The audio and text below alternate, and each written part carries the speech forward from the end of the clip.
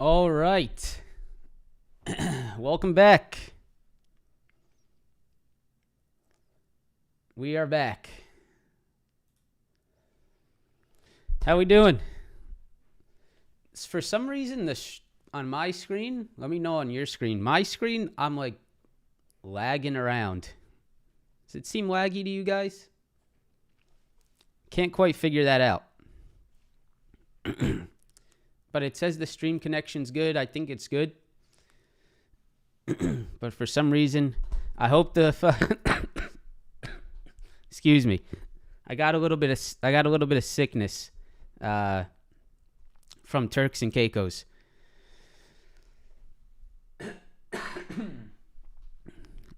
Yeah, I don't know what it is, but you can hear me good, right?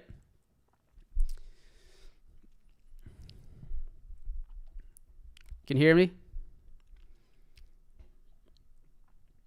Yeah, I don't know what it is. It just randomly happened today. So yeah, it's all right. Whatever.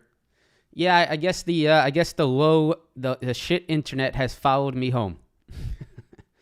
I don't know what the hell it is. I don't know why I'm continue to be plagued by internet problems. But I think the audio is fine, so that's all that matters. That's all that matters. Yeah, maybe my camera's on its last leg. This camera, this Sony a6400, deserves my life. It's true, right? That camera has created everything. So we're realizing how much I've learned from marking my own charts while you were away. That's awesome, Mason. That's what it's all about, man. I'm very happy to hear that.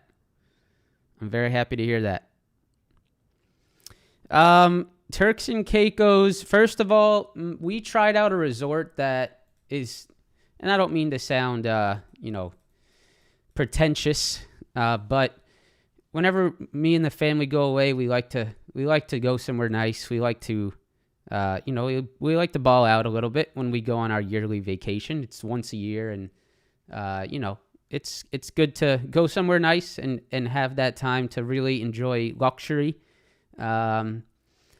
So this time we tried something different, and it was nice, but it wasn't as nice as we loved. So that was first thing. And then second thing was, there was a storm coming. And we did not want to get stuck there, because if you guys have ever been to Turks, the runway is it's only one runway, and you have to, if you go down the runway, you have to turn around at the end of the runway and come back down to get into the terminal. And so that would be a very difficult thing to get out of if there was delays, cancellations, if the runway was messed up. So there was a storm coming, and we said, let's get out of here we don't want to take our chances. So we cut it short. I got sick on top of that. I started feeling pretty sick on Wednesday, I believe. And yeah, it was bad. I had a fever. It sucked. So we got out of there, but we'll make up for it. It was a great time. I got tan, family, fun to hang out with the family. Yeah, so good time. Hopefully you guys had a good weekend. Hopefully you had a good week last week. Hopefully you enjoyed your time. Thank you again for being here on the live stream. Yeah, I'm sorry about the little lag here on the stream. I don't know what it is. I'm going to try to figure it out. But for some reason, it's just not as fluid as it usually is. Seems like it says excellent connection on my end. It's either OBS, something wrong with OBS, or my camera. But my camera, when I look at my camera, it's fluid. So it must be OBS. So, oh well. All right, guys. So welcome back. Hope everyone's having a good morning. Let's get started. Thank you guys again for being here. We'll see if we get the same numbers today. I'm wondering to see if my 3-day disappearance got people out of the live stream. But let's see. I hope to get at least, let's see if we can get up to 1,500, 2,000 viewers again, if we can pick up right where we started. That's the only downfall of doing YouTube. And you have to stay on top of it, right? You have to stay on top of it. If you take breaks, yeah, you start to lose it. So, got to stay on top of it. So, let's get started. Schedule. I don't have a schedule today because I forgot to start it. I forgot to make it, even though I had all the time in the world to do it. I just realized as I got on the live stream that I didn't make a schedule. So, no schedule today, but we know what we're going through.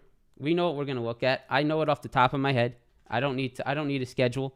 So let's jump into the economic calendar. Let's go to let's hit up the let's hit up the Forex Factory economic calendar to start. Let's hit up the economic calendar on Forex Factory. FPS problem, you're running 30 to 60 FPS. Yeah, I don't even know how to. I'll look at that. I don't want to mess anything up on the stream right now, so I'll check out the FPS for tomorrow's live stream. I didn't change anything, so I don't know why this is the case, but yeah, whatever. Right, so let's get the economic calendar going. It should be a pretty light economic week, guys, because as you know, the market is closed Thursday, right? Market is closed Thursday for Thanksgiving. So enjoy that time with friends and family, as always. I don't know about you guys, but Thanksgiving, the day before Thanksgiving, the Wednesday before, is like a national holiday for like people, everyone coming back to town and going out. So at least for my hometown, Wednesdays like that, you see everyone you used to know. People you probably don't want to see out, you see them, right? All your high school friends, all your college friends coming back to town. And I don't know about you guys. Let me know if it's like that in your town. But that's how it is in Naples, Florida. So that's going to be that. And then Thursday we have our Thanksgiving family, right? And then Friday is a half day, guys. Half day on the market Friday, 1 p.m. the market closes on Friday. Okay. So Thursday closed, Friday, 1 p.m. All right. So here is the economic calendar for this week on Forex Factory. I'm actually going to make that smaller just so you don't get so distracted by my laggy face today. All right, so here we go. Today, all we have is leading index. 10 o'clock, I don't think that's anything. I'm going to pull up the auctions as well today. So we'll look at that. But right now, CB leading index month over month, 10 o'clock. I don't think that does anything to the market. So not really concerned about that.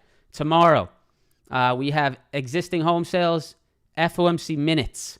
That's an interesting one, right? The minutes tomorrow at 2 o'clock, right? So that's going to be something we have to watch.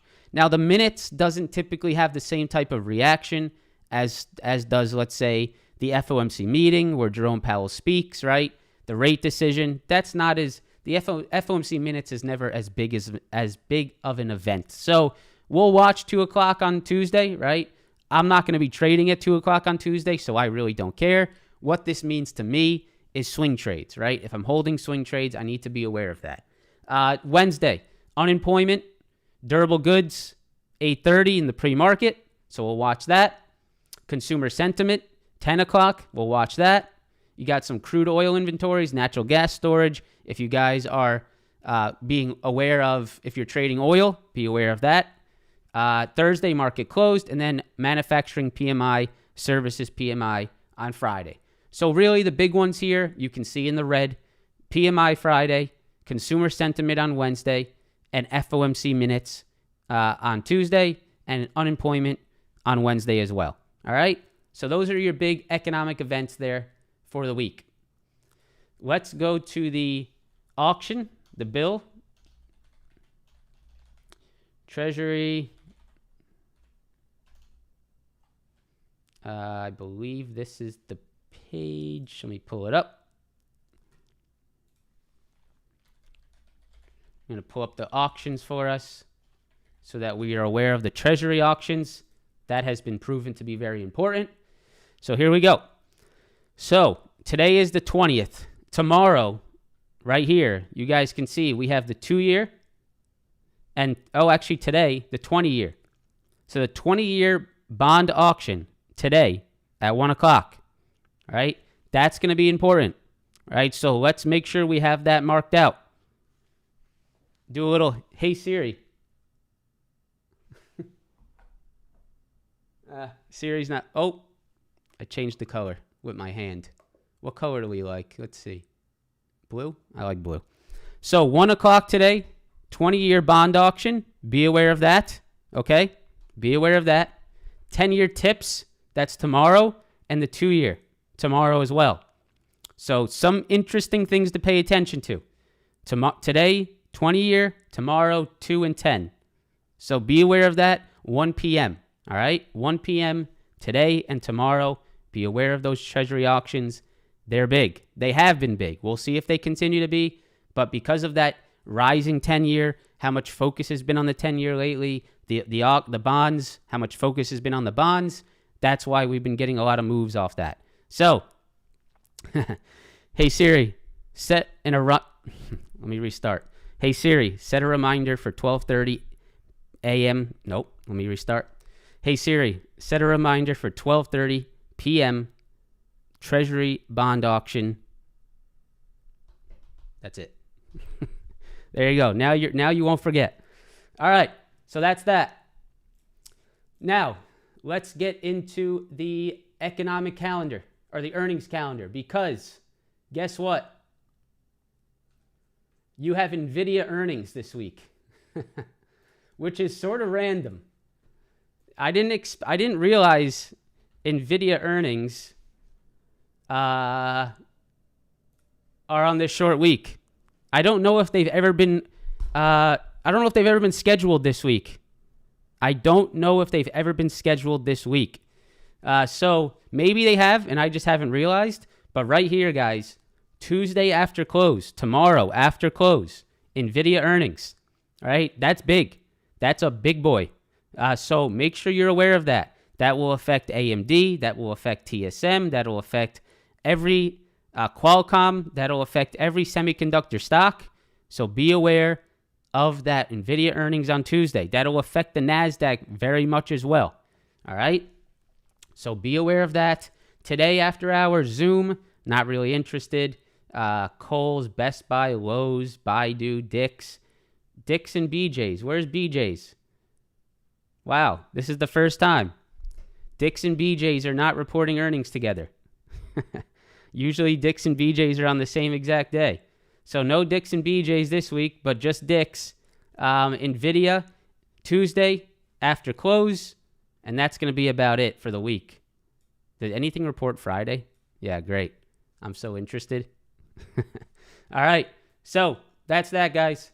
Let's jump right into the futures, and then we'll jump into our stocks. Here we go. BJ's was last week? Oh, all right. All right, guys. So if you guys could, help me get the stream back alive. Help me get things going again. Nice little vacation, but we're back in business. If you guys could, press that like button for me. We got our 1,400 here. Thank you guys again for all the support. Thanks for coming back. If you guys could, press that like button nice and early. That would help the stream continue to grow, get some more people in here today. I appreciate that. All right? So, very obvious, right? Very obvious on the futures. Very obvious. We can clearly see the demand that held all last week. 15.8 to 15.850.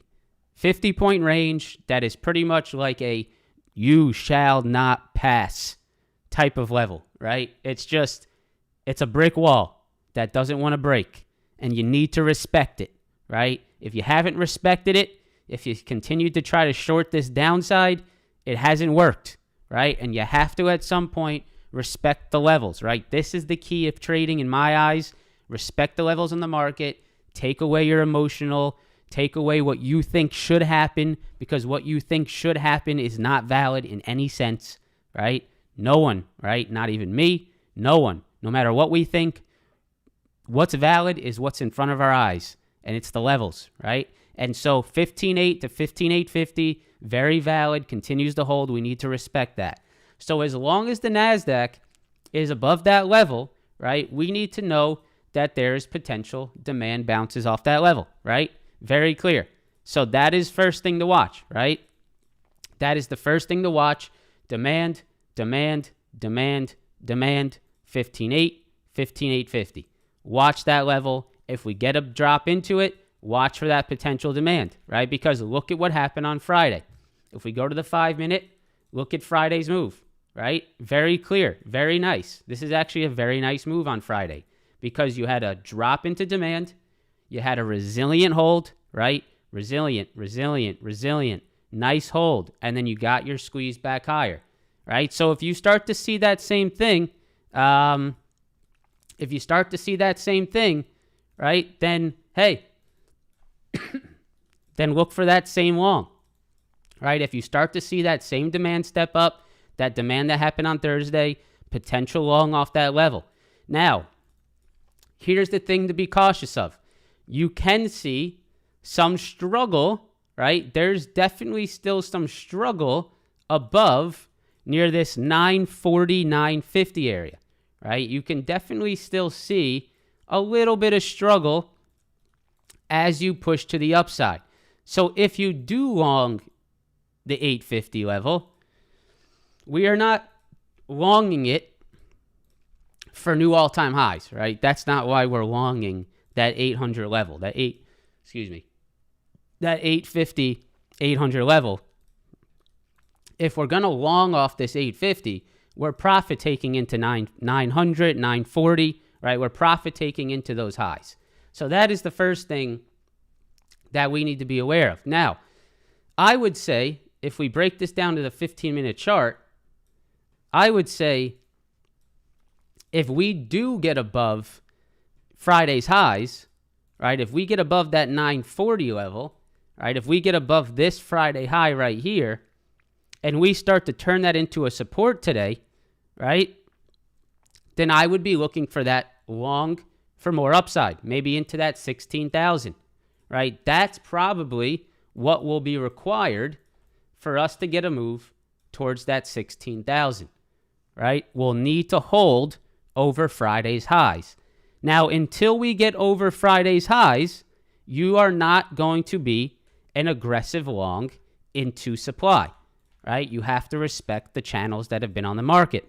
So if you start taking the market long right here, right? If you start entering longs here, you need to know that you are against risk reward and you're trading longs into Friday's highs, right? Previous day high, previous day low continues to be some very important levels to be watching on the market.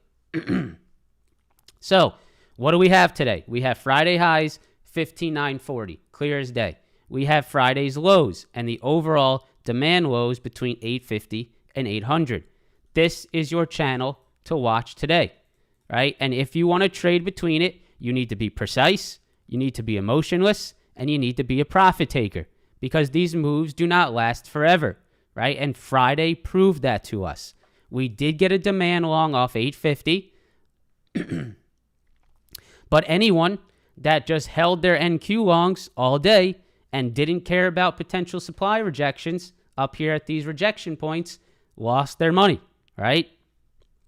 So we need to be targeted. We need to have our risk in line. We need to understand where our profit taking is. These are all things you need to know before you enter the position, right? Before you enter. Excuse me, guys. Sorry, I'm getting over a little bit of sickness. I feel a lot better today, but it's still lingering a little bit. So 15,940, very key level above. 15,850 demand. That's our watch today, right? I would not. Here's the other thing that I would not do today, right? Just to give you a little heads up. I would not short the market if we break under 850, right? I would not short the market if we break under 850. Why is that, right? Why?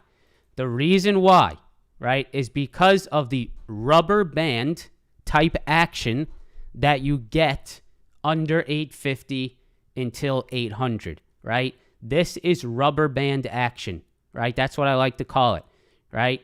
Rubber bands, right? It squeezes down, pops back up. Squeezes down, reverses to a mean, right? Squeezes down, reverses, right? You do not want to be short in this zone because you are exposing yourself to a rubber band reaction, right? That's what you don't want to be exposed to.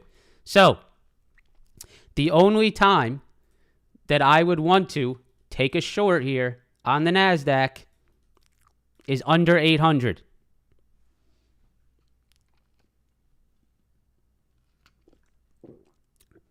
The throat's bothering me.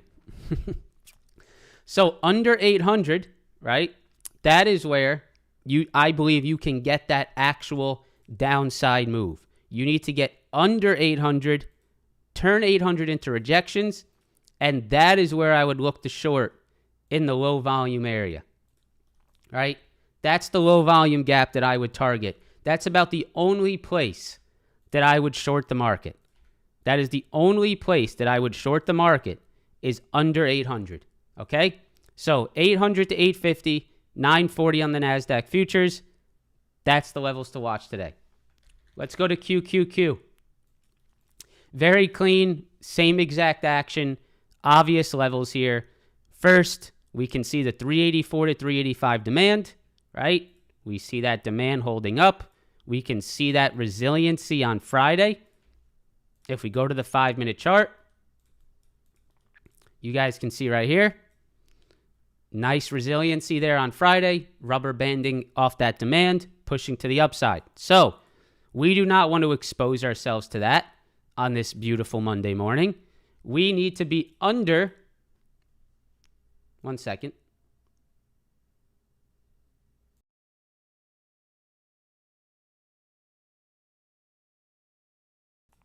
I muted you for that one. We need to be under that 384, right? Under that 384 for that downside action. Under that 384, then you can get that downside. You have to be under 384, in my eyes, to be aggressively short on this market. All right? So that's the first thing to come into today with. That's your first mentality. No aggressive shorts until we're under 384. That's, in my eyes, how I would look at this market. To the upside, 387 to 388. No aggressive longs unless we're over 388, right? And this is just normal channel trading rules, right? These are the normal channel trading rules that we set in place for ourselves. 387 to 388, 384 to 385, a very tight channel.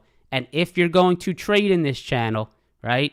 If you're going to trade in this channel, you are going to short the supply and you're going to long the demand. That is the only trade that you can take in this channel. That doesn't mean you have to take that trade. That doesn't mean you are forced to trade in this channel, because obviously the opportunities have been there, but they're short-lived, right? They're very short-lived. They're scalping trades.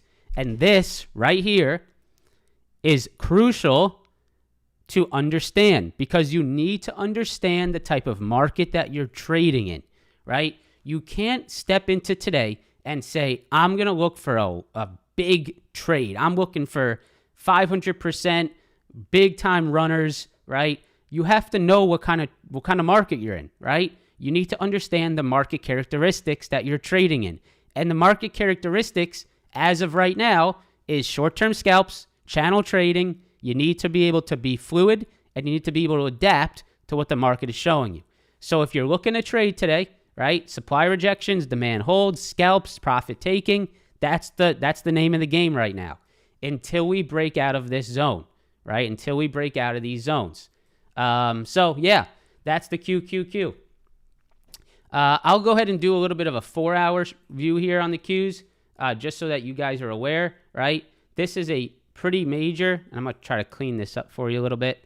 Actually, I don't want to clean it up because these are very key levels, but this right here, you guys see this 4-hour high? That's your 388 level, right? And that's the big level, 388, right? That's your big boy over there. And if you go, you have to go all the way back to the daily chart and back to like a couple years ago, right? To get that next supply, which is up here at 390, right? The next supply above 388 is that 390, right? So if you get above that 388, I think you'll push towards that 390, right? That's your next big supply above. All right? ES, same concepts, right? Concepts remain the same. Now, I do want to put a little bit of a level at where the ES held on Friday, and I think it's this 45.20, right? I think this 45.20 is starting to show us a little bit of action, right? So here's sort of what I would be watching here on the ES today. So first of all, what's apparent as hell? Apparent as hell, 45.40 supply is without a doubt sitting above and holding the market lower, right? That is very apparent. We can see right here, 45.40, 45.40, right? It's right there. And this is also a very important 4-hour level, right? So if we zoom out, let's look at 45.40. We can see it show up multiple spots. So if we go back on the 4-hour, we can see right here, 45.40, 45.40. We have 45.40 here, 45.40 here, 45.40 support right there, right? And so 45.40 is your big boy, right? And so are you going to be balls to the wall, long off or long into 45.40? No, right? That has proven to not be a profitable trade all last week.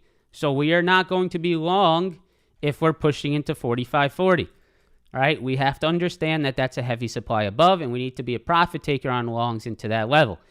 If we get above that, that is where I think you can get your upside, right? Above 45.40, you get your longs into that 45.70. All right, so 45.40, first level has to be on your charts.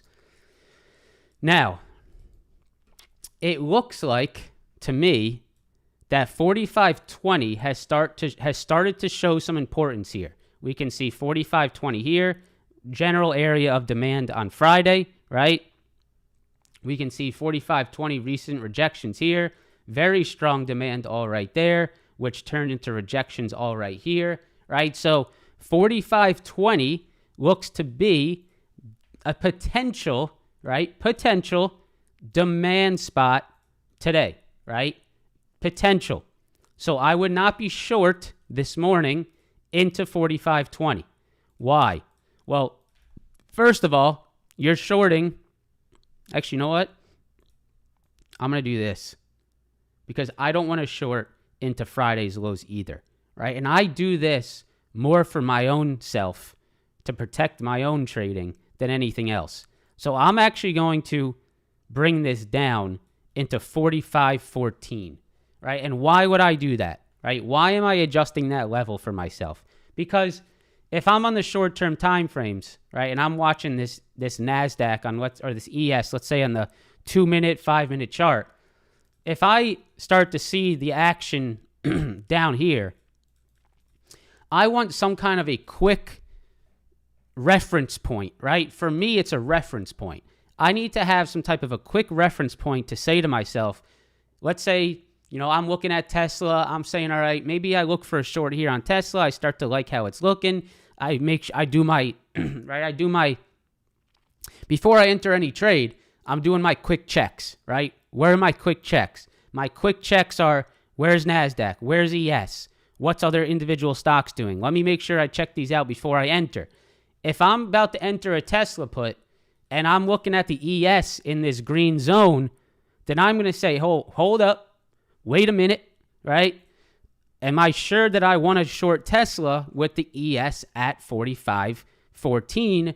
Am I sure I want to short Tesla into Friday's lows on the ES, right? Probably not, right? So this is why levels are not only it's not only a place to trade off of, but it's also a way to protect yourself, right? And these zones will protect you quite a bit, right? Because you have to understand where the overall market is, right? I hope that makes sense. So for me, Friday's lows, right? 45.15, watch that area. You don't want to be short into that. If you get under that, you could possibly see that move into 4,500. Under 4,500 is really the sweet spot for the downside, right? Under 4,500, in my eyes, is a little bit more of that sweet spot for the downside into 44.80, all right? So hopefully those levels make sense. Hopefully that little bit of, hold up, wait a minute. I love that meme. All right, SPY. So SPY levels. Let's do that same analysis, right? It's the same exact thing. You can see the levels are the same exact in regards to time, right? So here we go. SPY, we can see the 452, clear as day. 452, 452, 452 supply. We do not want to be long into that. Downside demands, Friday's lows, 449.50, very clear. So if we start to think about shorting the market and you look over at your SPY chart and you're seeing a little bit of dance here, you might want to think twice, because at that point, you're shorting, let's say, Apple into SPY Friday's lows, right? That doesn't make sense, right? Because why doesn't that make sense? Because this is what you expose yourself to in that situation. You expose yourself to shorting into Apple, and then the SPY maintaining the Friday lows, pushing off that level, a little bit of rubber band action, right? Like we've seen all week, big squeeze on the SPY, and then you get people that say, oh, what the hell was that? Why did Apple go up, right? This doesn't make any sense, right? What the hell just happened? Well, SPY bounced off previous day lows, right? And you lost because you weren't paying attention to that previous day low, right? And so that's the importance of these levels. I hope that makes sense. I obviously talk about this a lot, but I think you have to continue to sort of nail it into everyone's head. So 449.50, Friday's lows, watch that. 452, Friday's highs, supply, watch that, right? And then to the downside, and you can watch 449, you can watch, it's this whole zone, right? It's this whole zone. I guess I should make this more clear for you guys, but for myself, just to be honest, I separate these just to not, I don't want to come in here and say, oh, this entire zone is demand. I guess I should, but I'll explain to you what I'm thinking here. I am not shorting anything. In this entire zone. There is no reason to be short, in my eyes, in this entire zone. I don't want to get sweaty shorting into Friday's lows, into this consolidation, into all this hold, into all this, right? There's no reason to be short in there, in my eyes, the way I trade at least, right? There's scalps, guys, always, right? There are always scalps. I will never disagree with someone that can scalp the market successfully within small little areas, right? That is totally okay, and we need to understand there's thousands of ways to make money in the market. How I trade is a little bit more zoomed out, a little bit more patient, right? And understanding market structure, right? I trade with the market structure.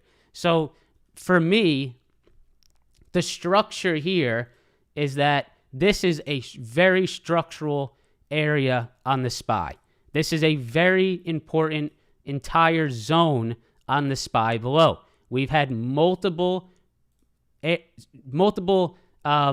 situations, multiple times where the SPY has sort of maintained this entire general zone between 449.50 and 448. So I'm not going to, try to scalp here, a little 20% downside while I know that this is a structural, demand area. I would be more interested, right? And I would probably be more profitable with how I trade to just wait this out, let this bad boy drop under 448, right? And then I know that this right here is going to be a sexy downside move, right? And the reason I say that is because I'm not fighting this consolidation.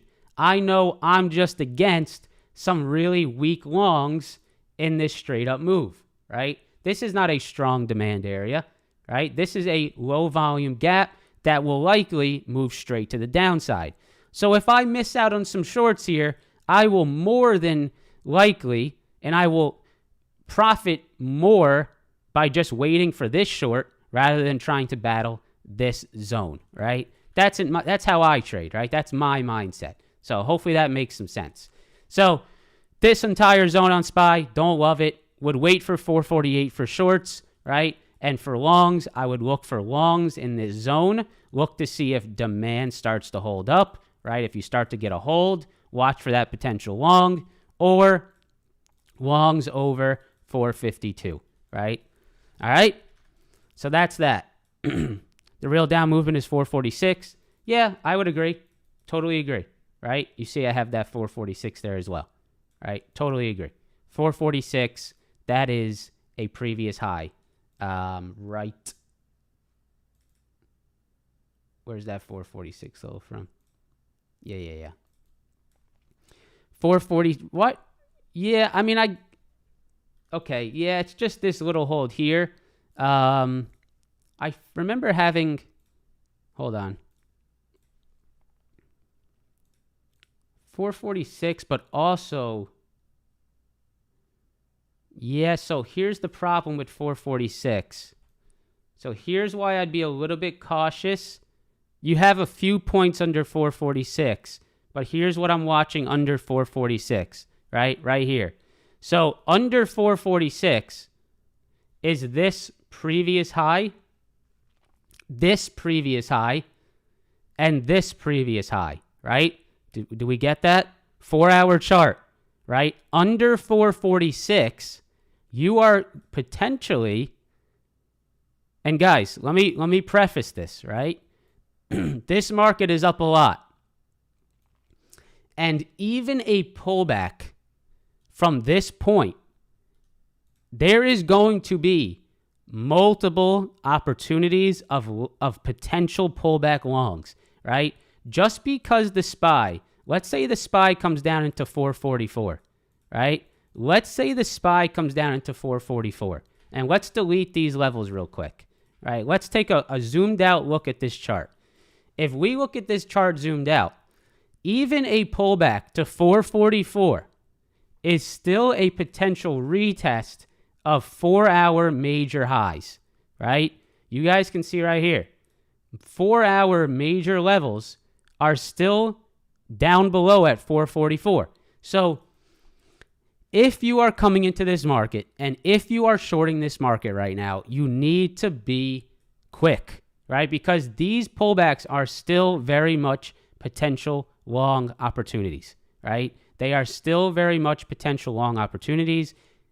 That 444 is, again, a very important level, and you don't want to be too aggressively short into that. Now, of course, there will be scalps into that level, right? There will be trades into that level, and I'm even interested in some of them myself, right? I'm interested in under 448, right? I'm interested under 446, right? I'm interested in those myself. But we need to then, you can't lose track of where the market is. You can't lose track and say, oh, new lows, here we go, right? You still got to pay attention to those levels below and what you need, and make sure you're aware of the entire picture there, all right? Hopefully that makes some sense. All right. So that's the levels. Let's move on. Apple's ripping. Is it over 190? It's not ripping, but it's moving up. All right, so Tesla. I'm long Tesla right now. I'm long Tesla, I'm long Amazon, and I'm long Nvidia. I'm long 3 stocks into this week. Why did I hold those swing trades? I'm probably going to make a video about that tonight. So be on the lookout for that. I'm going to make videos today, tomorrow, and Wednesday to sort of get things back moving. So daily live streams today through Wednesday and daily videos today through Wednesday. So make sure to check those videos out and, of course, continue to support the live stream. Tesla. Break. Retest. Previous double top highs into a tweezer bottom on the 1-hour chart. And even on the 4-hour chart, look at that candle. Break, retest, 4-hour candle, big support off that level. The exact previous highs. The exact previous highs, right? So, break and retest, 4-hour chart, 227, beautiful stuff. That's why I took longs on Tesla. I'm in much lower. 1147. Taking along with a tight stop, 1147 is where I took that trade. So not much lower, but earlier on in the day. So I guess it's a decent entry. I could have definitely taken it a little bit lower, right? I waited for it to really show me some strength. So entry point, but very nice setup in my eyes. So I am long Tesla. I love that 4-hour break and retest. Some concerns that I have for Tesla upside is this 50 SMA. And of course, if we get back into 248, I'm taking profit. So 248 is the big supply above. Let's go to the shorter term time frames here and get an idea of what needs to break today. So today, I think you need to get over this little 237 area. This 237 area looks to be the tough spot. 237, right about there, right? We can see here at 237, we have some previous highs. So right here, 237, 237 this morning, 237 here, 237 previous lows, and 237 highs here. So while I'm a little bit concerned of that supply above, I was willing to take this long because of the 4-hour hold that I saw here on Friday, right? I was very confident after seeing this very strong demand hold off 227, right? So I will be looking today for Tesla to get above 237, right, and have that continuation move. If Tesla cannot get over that 237 today, I will likely get rid of the position, right? I want to see that happen today. So watching that 237 today on Tesla, that's going to be your key breakout. And I think the key hold here is going to be 233, 234, right here. All right? This is sort of your zone that you're watching here on Tesla today. 233.50, 237. I want to see Tesla get over that 237 for longs. If Tesla moves under that low, right, I'd even consider flipping short. So that's Tesla. I really like that 4-hour long, right? Keeping an eye on that today. Nvidia. What happened on Friday? Just a beautiful hold of our 490 level, right? Just an absolutely gorgeous hold. We had a very nice pullback, a very strong demand off 490, and a beautiful hold of that level, right? Look at how clean that is. 490, we've talked about this level on Nvidia for weeks. We have a beautiful hold here. We have a nice rejection here. We have a nice reclaim here. We have a nice pullback demand hold here, right? And so Nvidia, 490 is the level to trade off of. Love that level. Now, the concern above is 500, right? That's the concern above. You need to get over 500 for another leg higher. Without a move over 500, right, then Nvidia is going to slow down here. Earnings are tomorrow. Nvidia contracts are going to be extremely expensive. Extremely, right? And so today, I'm most likely going to, depending on how much profit I get on it, if I can make a one contract swing completely free, I will hold it through earnings, right? I don't care. I'm not going to hold my full position that I'm holding right now into earnings. That's just asinine. That's insanity. If I have a nice, let's say the contracts are worth $1,000. Let's say I'm up, I realized $2,000 on the trade. Then I'll risk $1,000 through earnings, and I'll come out net profitable. That's fine with me. Nvidia, 500. That's the big play. That's the big level. And 490 demand. Watch those levels today. Very clear. AMD.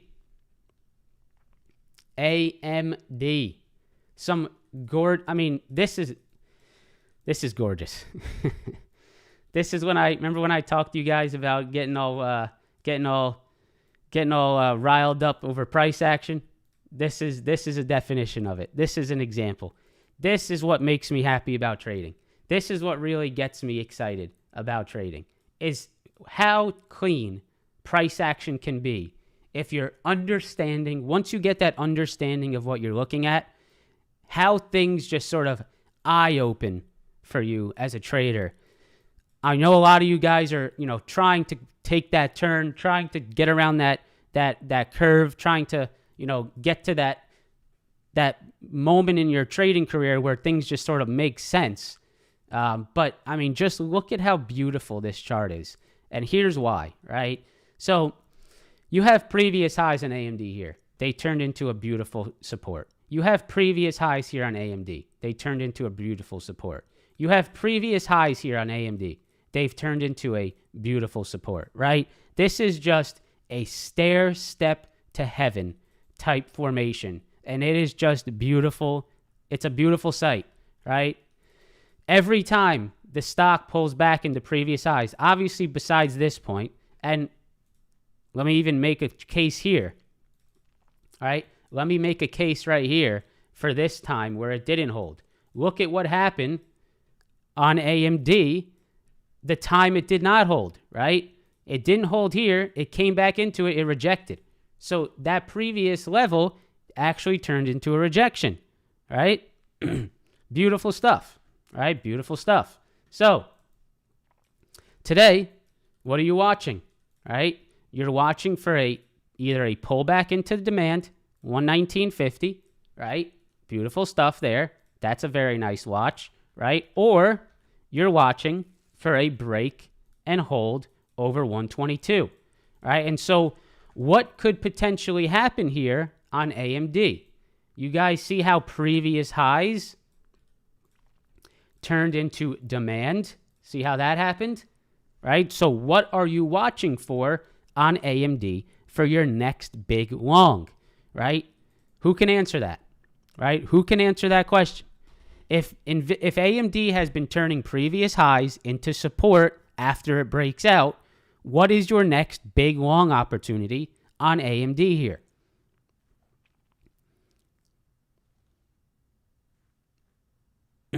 Let's see. Wow, we're almost out of time. Holy shit. We just got to go.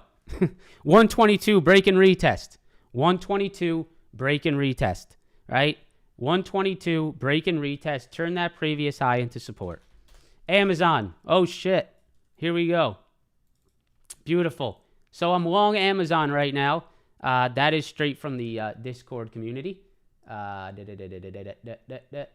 it is. Took a little Amazon play over 144, right? That is straight from our Desi TA analysis. 144, break and retest. That was beautiful.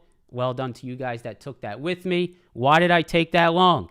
Well, if we go out to the hourly chart, you guys know we've been watching that 144 like a hawk.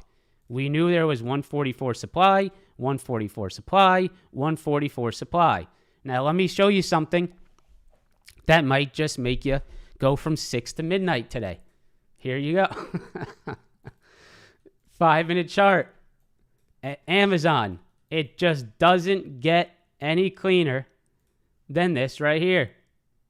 Break and hold over 144 on Friday morning. I longed it here, and we have a fantastic trade on our hands here. Gorgeous, gorgeous stuff. So, Amazon, 144, beautiful. What are you watching today? I think if you're over 145.50, over 145.50, previous lows here and previous highs here, then Amazon continues higher into 146.50. All right. Google. So Google, a little bit of downside this morning because of Microsoft news, right? Microsoft news, a little bit of downside because of that, them hiring the ex-CEO of OpenAI. Now, the important thing to realize here is Google is still holding 135 demand. So is this a potential long on Google off 135 demand? Something to watch. However, I would want to see Google over 137.30 over Friday's little rejection point over pre-market highs before longing anything, right? So 137.30, I would want that for upside into this 139, right? Or I would look for rejections here, right? Or I think the best trade to watch for is potentially a pullback long into 135. Last one I got for you guys today is Microsoft. Oh shit, it gave it up. Oh shit. All right, I didn't realize this. Microsoft gave up that push. Interesting. All right, so Microsoft news this morning hiring, what's his name? Sam Altman? Yeah, Sam Altman, ex-OpenAI CEO. Got a squeeze this morning, but giving it back. The important demand to watch here on Microsoft is 366. 366. And now this is back into supply because we are back below it, right? We're back below it. So now you have to be careful being long Microsoft into 374. So 374 supply, 366 demand. All right? But I'd be careful trading Microsoft today, guys. It's got news. It's got a catalyst. Be a little bit cautious over there. There's plenty more names with clean price action. The last thing I'll just say, guys, is Apple 190, okay? That's it. Actually, you know what? Let's move it into 191 to be safe. Apple 191. That's the big one. 191 Apple. This is potentially market moving. Watch 191 on Apple today. All right? Nasdaq, still under supply. ES, still under supply in the channel. Be careful getting chopped up in this channel. It's a short holiday weekend. No one wants to blow up their account on a beautiful holiday weekend trading within a 20-point range on the S&P 500. Respect your channel, respect your levels, have your stops in place, have your plan all mapped out before you enter a position. There are too many times that I get asked what I should do, what someone should do with a position after they've already entered. If you ask me what you should do with a position after you entered, you do nothing but prove to me that you have no idea what you're doing, right? You should not, you can ask, right? You can ask for assistance with your original plan, right? And try to get help with the plan that you have, right? But you got to have that plan. You got to know where my stop is. You have to know where my trade idea is no longer valid. Where are my levels, right? These are things that you need to know before you enter a trade. All right? Press that like button if you guys could. Thank you for being here. Thank you for the support after a nice little vacation. Subscribe to the channel. And before we go, if you ever had interest in joining the Options Insider Trading community, it's up on the screen. This is the one and the only discount I ever do, and you guys know that. I do not discount our trading community ever, besides Black Friday. Every year, I do a Black Friday deal. It's just in the spirit of Black Friday, right? And so if you guys are interested, first 3 months, get a discount. If you want to come check it out, first 3 months. Lifetime, if you're interested in that, you can check that out as well. It's going to be going on until December 1st. If you come in, if you're an idiot, I will kick you out. This is not an incentive for people that require discounts to join a community.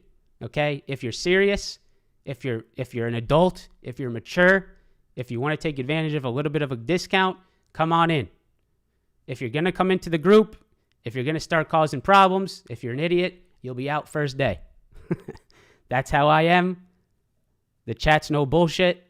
If you want to come learn with us, if you want to come trade live with us, come on in. So that's that, one and only. And I hope you guys have a fantastic day, and I will see you tomorrow. Peace out.